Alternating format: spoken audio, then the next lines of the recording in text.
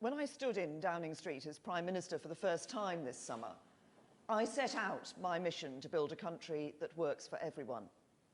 Today, I want to talk a little more about what that means and lay out my vision for a truly meritocratic Britain that puts the interests of ordinary working class people first. We're facing a moment of great change as a nation. As we leave the European Union, we must define an ambitious new role for ourselves in the world. That involves asking ourselves what kind of country we want to be. A confident, global trading nation that continues to play its full part on the world stage. But at the same time, I believe we have a precious opportunity to step back and ask some searching questions about what kind of country we want to be here at home too. In fact, it's not just an opportunity, but a duty, because one thing is clear. When the British people voted in the referendum, they did not just choose to leave the European Union.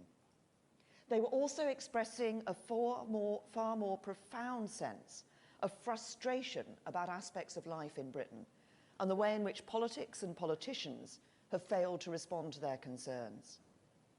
Some voted for the first time in more than 30 years, some for the first time ever.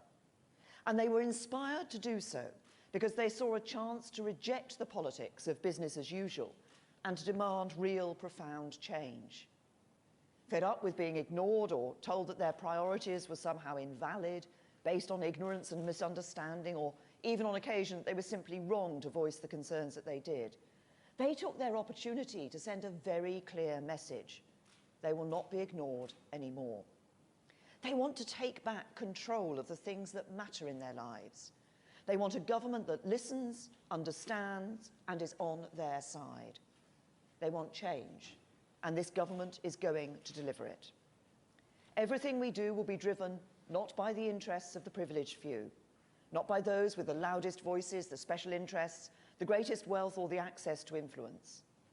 This government's priorities are those of ordinary working class people, people for whom life sometimes can be a struggle, but who get on with things without complaint. They get on with their jobs, sometimes 2 or even 3 of them, because they have families to feed and support, bills to pay, and because to work for a fair reward is the right thing to do. They get on with their lives quietly, going about their business, going out to work, raising families, helping neighbours, making their communities what they are. They don't ask for much, but they want to know that the people that make the big decisions are on their side, working for them. They want to believe that everyone plays by the same rules and things are fair. And above all, they want to believe that if they uphold their end of the deal, they do the right thing, they work hard, they pay their taxes, then tomorrow will be better than today, and their children will have a fair chance in life, the chance to go as far as their talents will take them. These are not outrageous demands or ridiculous desires, but for too many of these people today, life does not seem fair. They're the people who made the real sacrifices after the financial crash in 2008, though they were in no way responsible, and they wonder if others, some of whom really do bear responsibility for the crash, did the same. More than anything else, they worry, truly worry, that the changing world around them means that their children and grandchildren won't have the same opportunities they have enjoyed in life. They deserve a better deal. And to give them that, we should take this opportunity to step back and pose a fundamental question. What kind of country, what kind of society do we want to be? I am clear about the answer. I want Britain to be the world's great meritocracy, a country where everyone has a fair chance to go as far as their talent and their hard work will allow. I want us to be a country where everyone plays by the same rules, where ordinary working class people have more control over their lives and the chance to share fairly in the prosperity of the nation. And I want Britain to be a place where advantage is based on merit, not privilege, where it's your talent and hard work that matter, not where you were born, who your parents are, or what your accent sounds like. Let's not underestimate what it will take to create that great meritocracy. It means taking on some big challenges, tackling some vested interests, overcoming barriers that have been constructed over many years. It means not being afraid to think differently about what disadvantage means, who we want to help and how we can help them. Because where once we reached for simple ways of labelling people disadvantaged and were quick to pose simple and often fairly blunt solutions, in these modern times, disadvantage is much more complex. It's often hidden and less easy to identify. It's caused by factors that are more indirect and tougher to tackle than ever before. But tackle it we must if we're to give ordinary working class people the better deal they deserve. It means marking a significant shift in the way that government works in Britain too. Because government and politicians have for years talked the language of social justice, where we help the very poorest, and social mobility, where we help the brightest among the poor.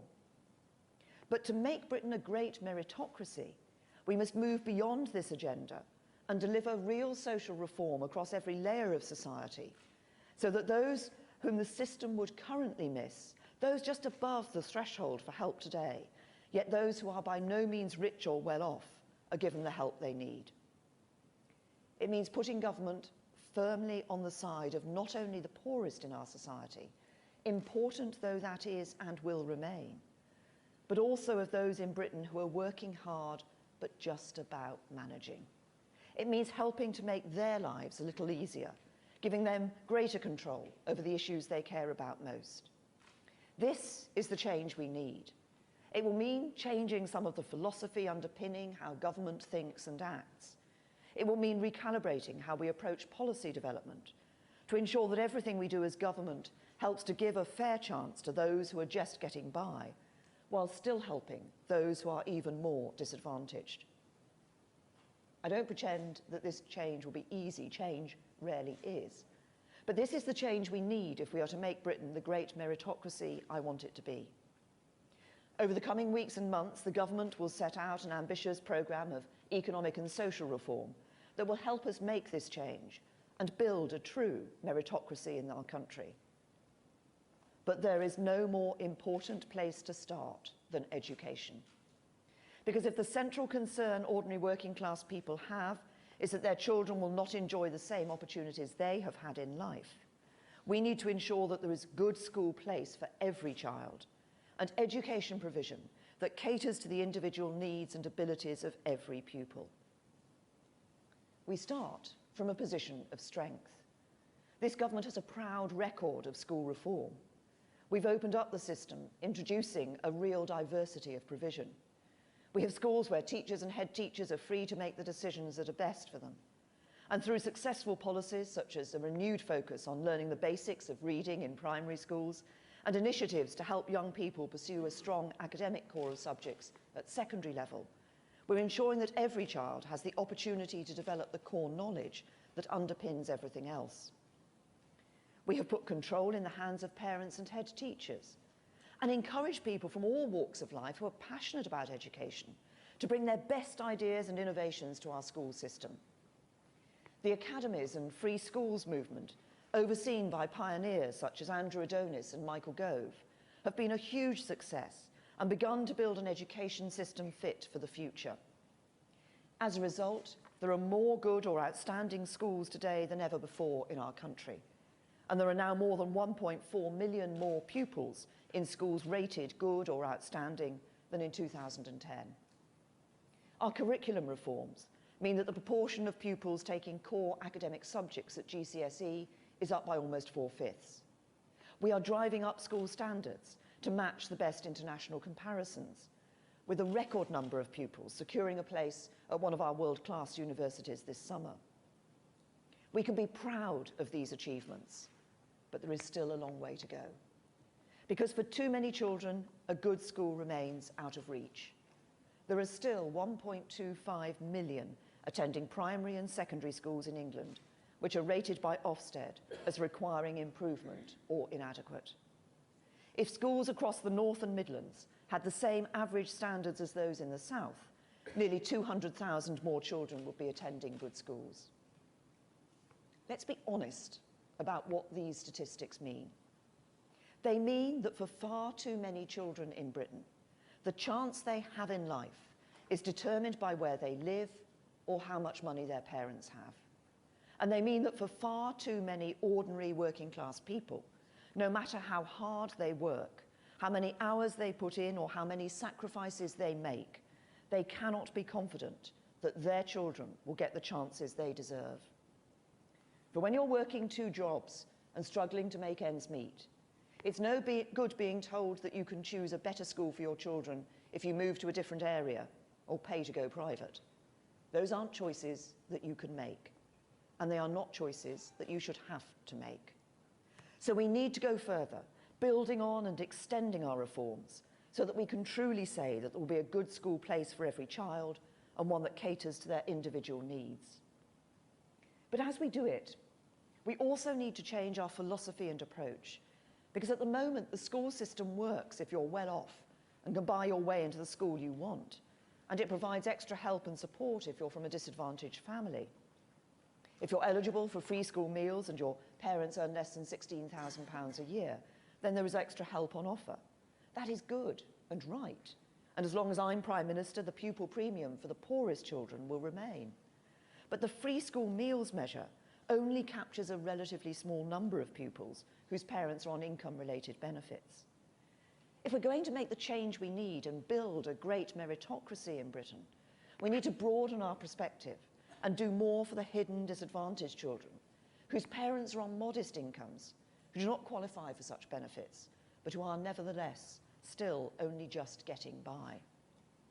If you're earning £19,000, £20,000, £21,000 a year, you're not rich, you're not well off, and you should know you have our support too. At the moment, there is no way to differentiate between the school experience of children from those families and those from the wealthiest 10%. Policy has been skewed by the focus only on those in receipt of free school meals, where the reality is that there are thousands of children from ordinary working class families who are being let down by the lack of available good school places. Putting this right means finding a way to identify these children and measuring their attainment and progress within the school system. That work is underway and is central to my vision of a school system that truly works for everyone. But we must also deliver a radical increase in the capacity of the school system so that these families can be sure of their children getting good school places. And this is really important, because I don't just want to see more school places, but more good school places. And I don't just want to see more new schools, but more good new schools that each in their way contribute to our diversity of provision, that caters to the needs and abilities of each individual child, whoever they are and wherever they're from. Every child should be given the opportunity to develop the crucial academic core, and thanks to our reforms, that is increasingly the case. But people understand that every child is different too, with different talents, different interests, different dreams. To help them realise their potential and achieve those dreams, we need a school system with the capacity and capability to respond to what they need. So as we radically expand the number of good school places available to all families, not just those who can afford to buy an expensive house, pay for an expensive private school, or fund the extra tuition their child needs to succeed, I want to encourage more people, schools and institutions with something to offer to come forward and help. In the last 6 years, we've seen individuals and communities put staggering amounts of time and effort into setting up good new schools. Some of the best state schools, charities, universities, private schools and businesses have stepped forward to get involved. And increasingly, the best state schools are sponsoring the least good. This has been a revolution in our school system. But with 1.25 million children still attending schools that are struggling, we need to do much more to increase the capacity of the system so every child can get the education they deserve.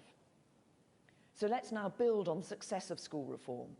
Let's encourage others to play their part, and let's remove the barriers they face so we can do more.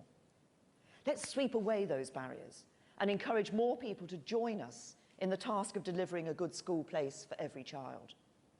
Let's build a truly dynamic school system where schools and institutions learn from one another, support one another and help one another. Let's offer a diverse range of good schools that ensure the individual talents and abilities of every child are catered for. That is my ambition. And there are 4 specific proposals I want to talk about today that I believe will help. Firstly, I want to build on the success we've already experienced when some of our great universities have stepped in to help by sponsoring or supporting a local school. Universities have a huge amount to offer England's schools. They've been part of the fabric of our education system since the 13th century and have had a profound impact on our schools over generations. Recently, we've seen the University of Cambridge establish the University of Cambridge Primary School, and the University of Birmingham open an impressive new free school for secondary school pupils and sixth formers. The new specialist sixth form King's College London Mathematics School is already performing impressively, and the University of Brighton is involved in sponsoring more than a dozen different primary and secondary schools. These are the kinds of innovation I want to encourage. This kind of active engagement in building the capacity of our school system is, in my view, far more effective than spending huge sums on bursaries and other financial support that tackle the symptoms but not the cause. The right for a university to charge the higher level of tuition fee has always been dependent on their ability to fulfil specified access requirements. And this year, in fulfilling these requirements, they're expected to spend over £400 million on bursaries and other forms of financial support for students. Yet the evidence is clear. It is the attainment of pupils at school that is the overriding factor in predicting access to university. I'm not saying there's no place for bursaries, but overall, I do think the balance has tilted too far. We need to go to the root of the problem, which is that there are not enough students from disadvantaged backgrounds and from ordinary families fulfilling their potential with the grades to get into the best universities. So I want our universities to do more to help us to improve the quality of schools so that more students of all backgrounds have the grades, the subjects, and the confidence to apply to top universities and to be successful in their exams in the first place. So the government will reform university fair access requirements and say that universities should actively strengthen state school attainment by sponsoring a state school or setting up a new free school. And over time, we will extend this to the sponsorship of or establishment of more than one school, so that in the future we see our universities sponsoring thriving school chains in every town and city in the country. Second, I want to remove the obstacles that stop more good faith schools from opening. Britain has a long history of faith schools delivering outstanding education. They already account for around 1/3 of all mainstream schools in England. They're popular with parents and significantly more likely than other schools to be rated by Ofsted as good or outstanding. I believe we should confidently promote them and the role they play in a diverse school system. Yet for Catholic schools in particular, there are barriers in their way. When a faith-designated free school is oversubscribed, it must limit the number of pupils it selects on the basis of faith to 50%.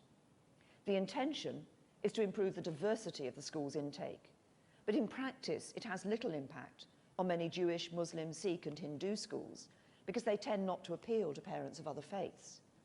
So despite the best intentions, the rule is failing in its objective to promote integration. But it does prevent new Catholic schools opening because the Catholic Church believes it contravenes its own rules for a Catholic bishop not to prioritise the admission of Catholic pupils.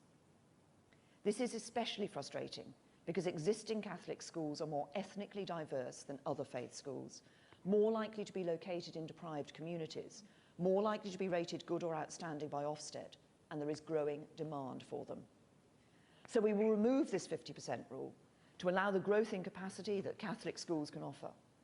Instead, we will consult on a new set of much more effective requirements to ensure that faith schools are properly inclusive and make sure their pupils mix with children of other faiths and backgrounds. Of course, there must be strict and properly enforced rules to ensure that every new faith school operates in a way that supports British values. And we should explore new ways of using the school system to promote greater integration within our society generally. We will encourage the grouping together of monoracial and monoreligious schools within wider multiracial and multi-religious trusts. This will make it easier for children from different backgrounds in more divided communities to mix between schools while respecting religious differences. We will explore ways in which schools can enter into twinning arrangements with other schools not of their faith, through sharing lessons or joint extracurricular activities to bring young people from different schools together.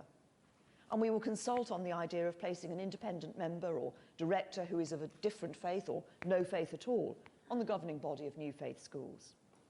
We will also explore new requirements for new faith schools to prove that parents of other faiths would be happy to send their children to the school through a proper process of consultation. But fundamentally, I believe it is wrong to deny families the opportunity to send their children to a school that reflects their religious values, if that's what they choose. And it's right to encourage faith communities, especially those with a proven record of success like the Catholics, to play their full part in building the capacity of our schools. Third, I want to encourage some of our biggest independent schools to bring their knowledge, expertise and resources to bear to help improve the quality and capacity of schools for those who cannot afford to pay. This is entirely in keeping with the ethos that lies at the heart of many of these institutions. Most of the major public schools started out as the route by which poor boys could reach the professions. The nature of their intake may have changed today. Indeed, these schools have become more and more divorced from normal life. Between 2010 and 2015, their fees rose 4 times faster than average earnings growth, while the percentage of their pupils who come from overseas has gone up by 33% since 2008. But I know that their commitment to giving something back to the wider community remains. These are great schools with a lot to offer, and I certainly don't believe you solve the divide between the rich and the rest by abolishing or demolishing them. You do it by extending their reach and asking them to do more as a condition of their privileged position to help all children. Through their charitable status, private schools collectively reduce their tax bills by millions every year.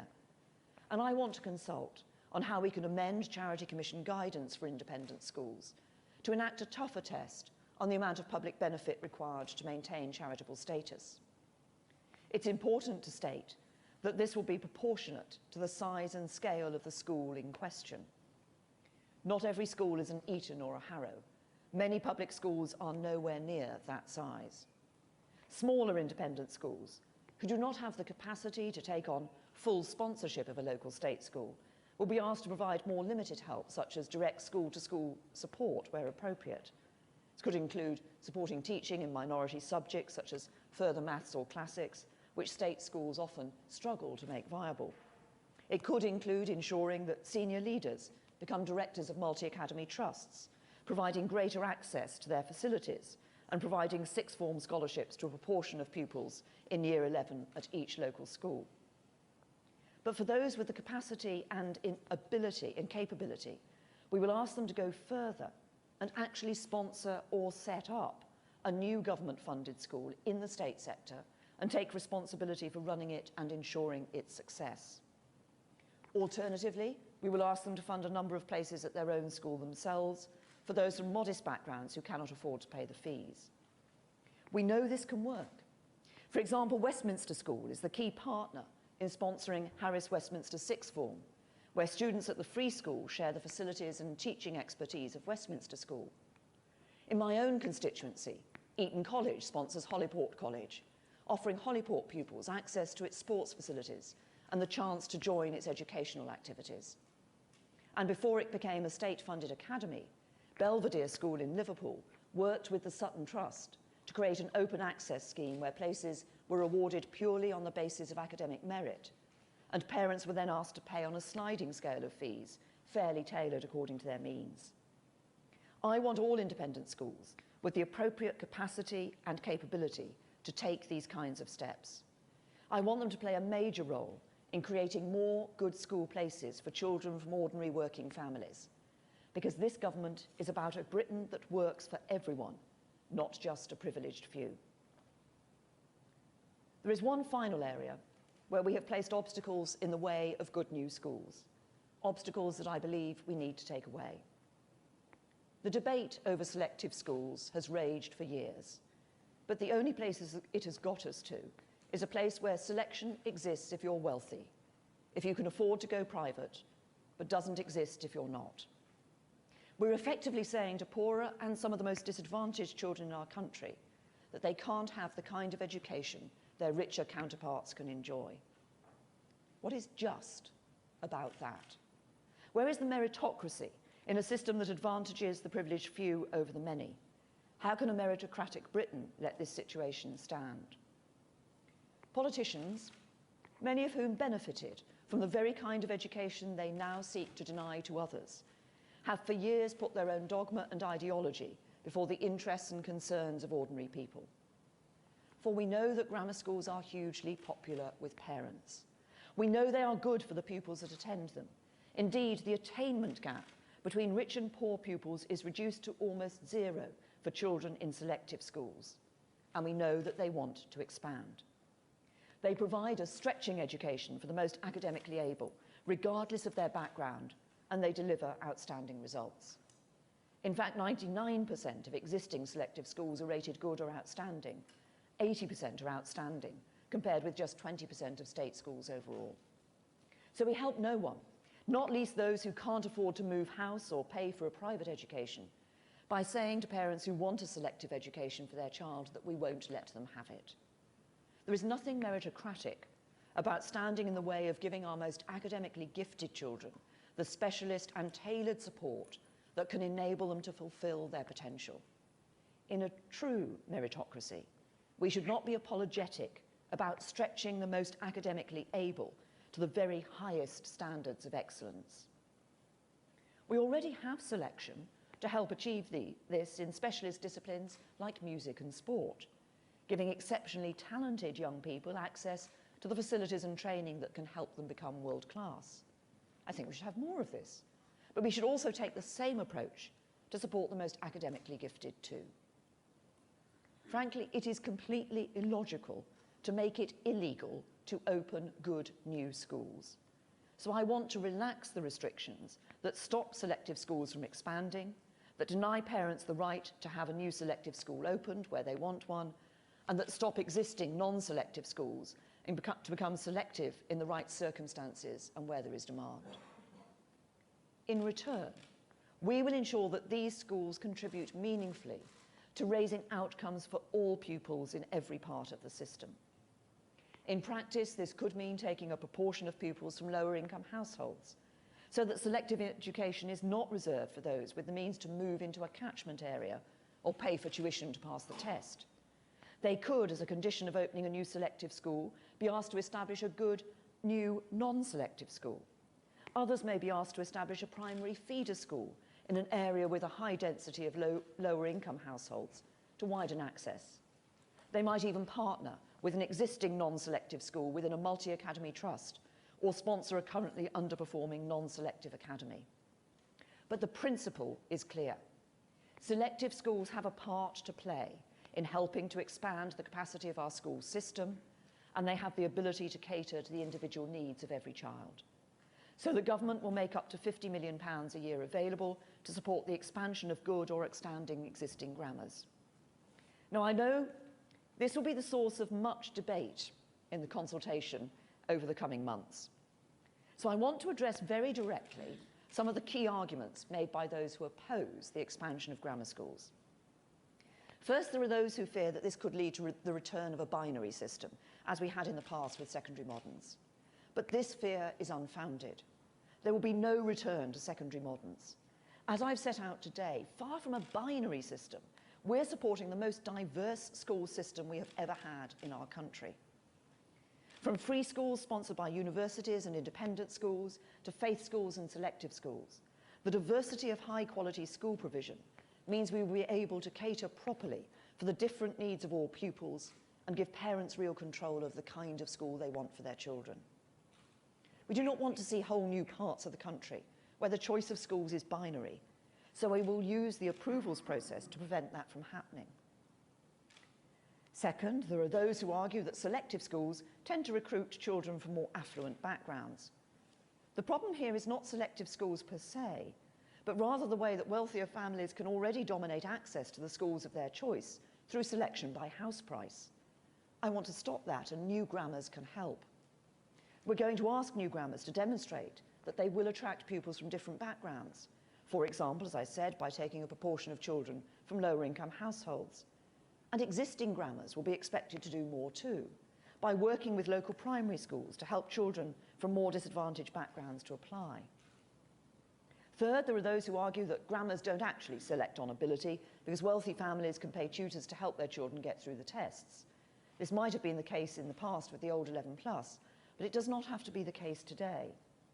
While there is no such thing as a tutor-proof test, many selective schools are already employing much smarter tests that assess the true potential of every child. So new grammars will be able to select in a fair and meritocratic way, not on the ability of parents to pay. Fourth, there are those who worry about the cliff edge of selection at 11. Some fear it's too early, some fear it's too late. The truth is that it doesn't have to be a cliff edge at all. This is back in the old mindset of the grammar schools of the past. A modern meritocratic education system needs to be much more flexible and agile to respond to the needs of every child. So we will demand that new grammars make the most of their freedom to be flexible over how students move between schools, encouraging this to happen at different ages, such as 14 and 16, as well as 11. This means that children who are at a non-selective school sponsored by a grammar might join the grammar for specific subjects or specialisms where they themselves are outstanding. Or they might move to the grammar full-time later than aged 11, based on their performance at their current school. Finally, people get lost in the argument about whether the grammar schools of the 1950s and 60s improved social mobility or not. But I want to focus on the new grammars of the future, those that will be just one element of a truly diverse system, which taken as a whole can give every child the support they need to go as far as their talents can take them, and give every parent access to a good school place for their child. This is the true test of schools that work for everyone, and the true test of a meritocratic society. There's been a lot of speculation in the last few weeks, but as you know now, this is not a proposal to go back to a binary model of grammars and secondary moderns, but to build on our increasingly diverse school system. It is not a proposal to go back to the 1950s, but to look to the future. And that future, I believe, is an exciting one. It is a future in which every child should have access to a good school place, and a future in which Britain's education system shifts decisively to support ordinary working class families. These families are not asking for the world. They just want to know that their children and grandchildren will enjoy the opportunities they have enjoyed and be given the chance to go as far as their talents will take them, unhindered by background or circumstance, and by the artificial barriers some want to put in their way. In a country that works for everyone, it doesn't matter where you were born or how much your parents earn. If you work hard and do the right thing, you will be able to go as far as you can. I want this country to be a great meritocracy. I want to see more houses built, better productivity, so we can have more well-paid jobs, more economic growth, not just in the southeast of England, but across the whole country, to help more people get on. But more than anything else, I want to see children from ordinary working class families given the chances their richer contemporaries take for granted. That means we need more great schools. This is the plan to deliver them and to set Britain on the path to being the great meritocracy of the world. Thank you.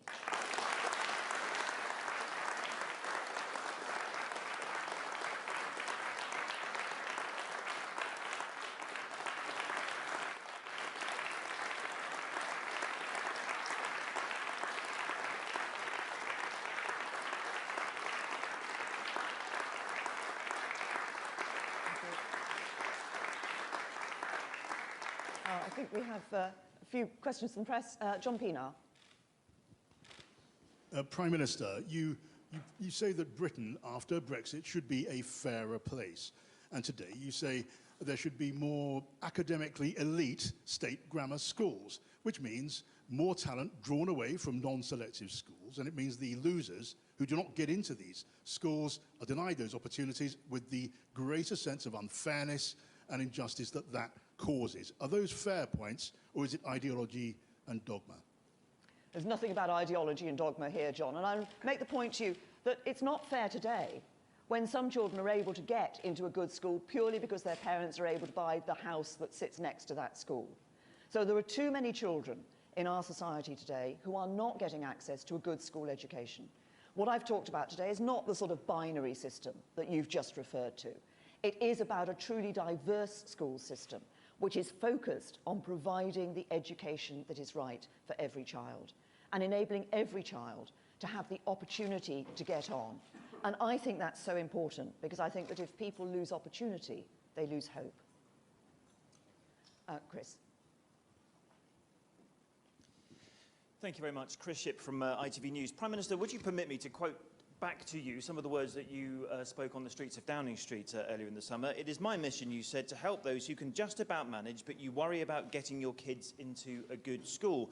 I suppose you can now add to that, you worry about your kids passing an exam at age 11, because if they don't, they'll end up in a less good school. I think the point I'm getting at here is no matter what quotas you put in, no matter how many feeder schools you tell grammar schools to help, you'll still end up with good schools who cream off the brightest pupils and less good schools, whatever way you look at this. And how does that fit in with your great meritocracy?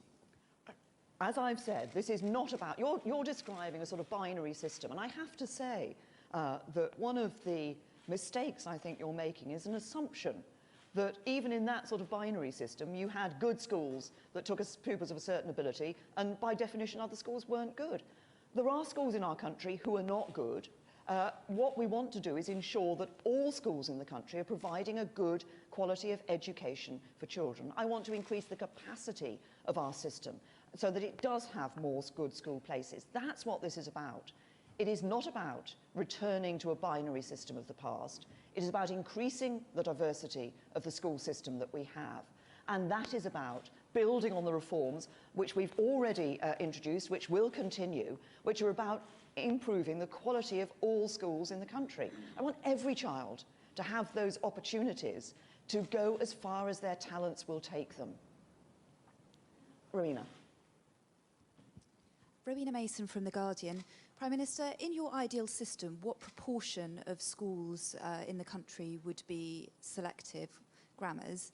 And where is your evidence from academics or experts that this system would actually help every child and not just the very brightest? Well, first of all, I'm not setting a quota for a number of schools that are suddenly going to become grammar schools. This is about local circumstances. It's about what parents want locally. It's about there will be institutions that will come forward. There may be groups of parents who want to set up a new free school as a selective school. This is about opening the system up to a greater diversity. It's also about building on the reforms we've already started, which have been showing success in improving the quality of education and will continue to do so. I repeat that what we want to see is a system where there is a diversity of provision, where there are different types of schools, where actually for every child we're able to say that they are able to get the education that is right for them, because that is what will enable them to see their talents developed and give them the opportunity to go where their talents will take them. Lynn? Lynn Davidson from The Sun. Your plans this morning have been described as regressive, threatening 20 years of progress in education by Sir Michael Wilshaw of Ofsted. My question's on selection. What about the poor and disadvantaged and the ordinary working class people or children who are not academically gifted at 11, 14 or 16? Well, they will get a good quality aid. What I've just said, I'm sorry if it sounds as if I'm repeating myself, but the message is a very simple one. I want to increase the capacity of the system. I want to increase the number of good school places. This isn't just, as you heard what I was talking about, I set out 4 ways in which we are going to increase the capacity of the system and increase the number of good school places. One of those was about selection, but the other ways were about actually ensuring that throughout our education system, parts of our education system that have the ability to help to encourage schools to achieve those good levels of education are also willing to come forward, as some of them have been in the past, universities and independent schools, to work with schools in the state sector to ensure that they're providing that good quality of school, whatever the type of school it is, whether it's a mixed ability school or a selective school. And that's what we want to see. Increase the number of good school places and improve the quality of education across a diverse education system. I'll take one more question.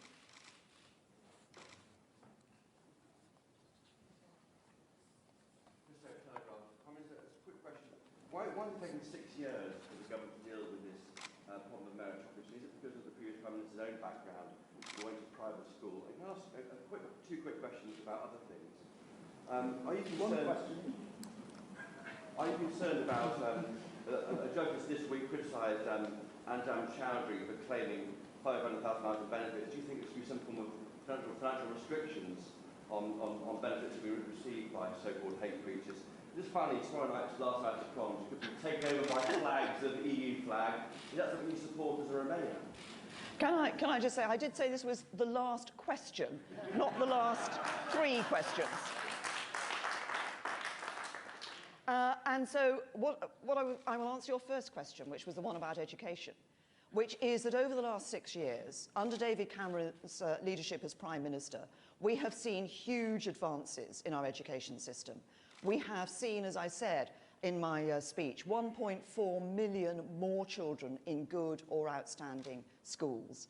But we need to build on that. And I believe that one of the ways we should be building on that is increasing the capacity of our system, working with those reforms, enhancing those reforms and building on them, and ensuring that we're increasing the capacity to provide good school places so that, as I've said, every child has the opportunity to have the education that's right for them and the opportunity to go as far as their talents will take them. Thank you. Well, more